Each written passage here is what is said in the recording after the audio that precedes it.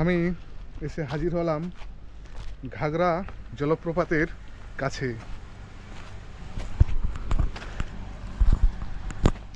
এখানে দেখুন, এই যে নদীর যে পাথরগুলো রয়েছে, এগুলো কিন্তু দেখুন কূপের মতো কিন্তু রয়েছে প্রত্যেকটা জায়গাতেই।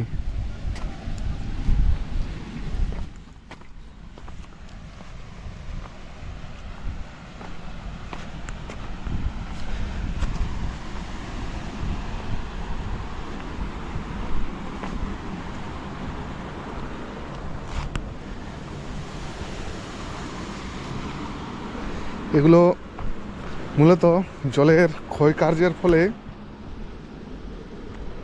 পাথরগুলো ক্ষয়প্রাপ্ত হয়েছে। এ হচ্ছে ঘাগরা জলপ্রপাত। আর আমি ঘুরতে ঘুরতে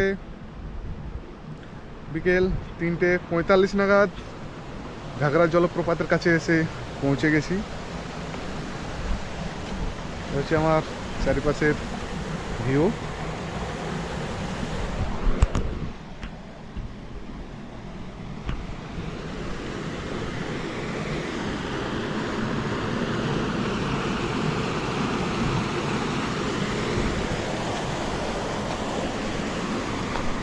অনেক অনেক বছর ধরে জলের ক্ষয়কার্যের ফলে এরকম ভূমিরূপ তৈরি হয়েছে।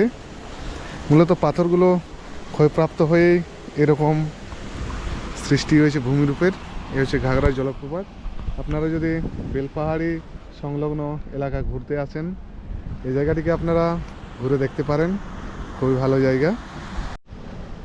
এখানে আরেকটি জিনিস আপনাদেরকে দেখানোর চেষ্টা করব। এখানে বিরাট পরিমাণে শিলা রয়েছে। আর এই পাশে দেখুন নদী কিন্তু এই সামনে কিন্তু বাঁক নিয়েছে। আর নদীর জল কিন্তু এখানে এসে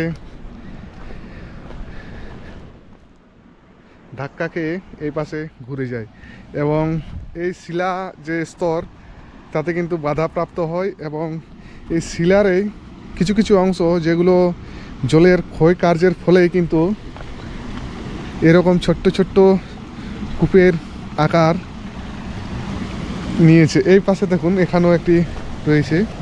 এখানে কিন্তু ময়লাতে ভর্তি রয়েছে।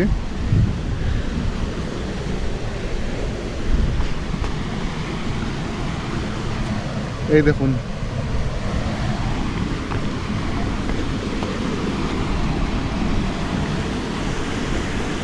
এই যে দূরের পাথরে যে প্লাস মাইনাসের যে অঙ্কের হিসাবটা দেওয়া রয়েছে তা কিন্তু আজও পর্যন্ত আমি উদ্ধার করতে পারলাম না। এখানে দেখুন S+P, এর উত্তর কি আমি সঠিক জানি না। আপনাদের যদি জানা থাকে অবশ্যই কিন্তু আপনারা জানাবেন। আমি হেঁটে হেঁটে অন্য একটি পাশে চলে এলাম।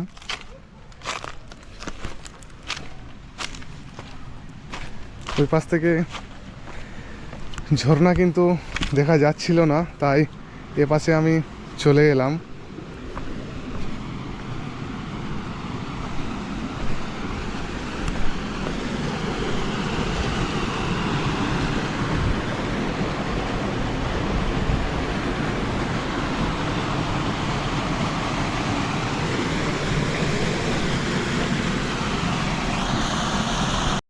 এখানে দেখুন দুলাল বাবুর নাম লেখা রয়েছে।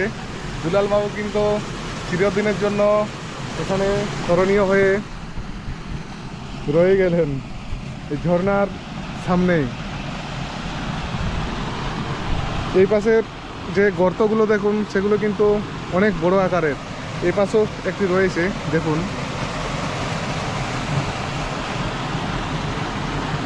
চলুন আর একটু উপরে উঠে যাওয়া যাক।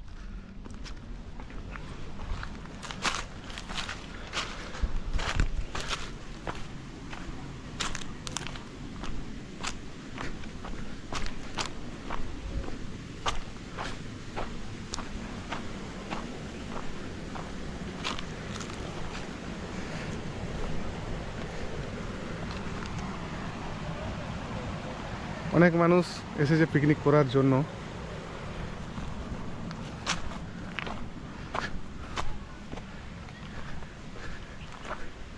আমরা হয়তো কখনো এখানে আসবো পিকনিক করার জন্য।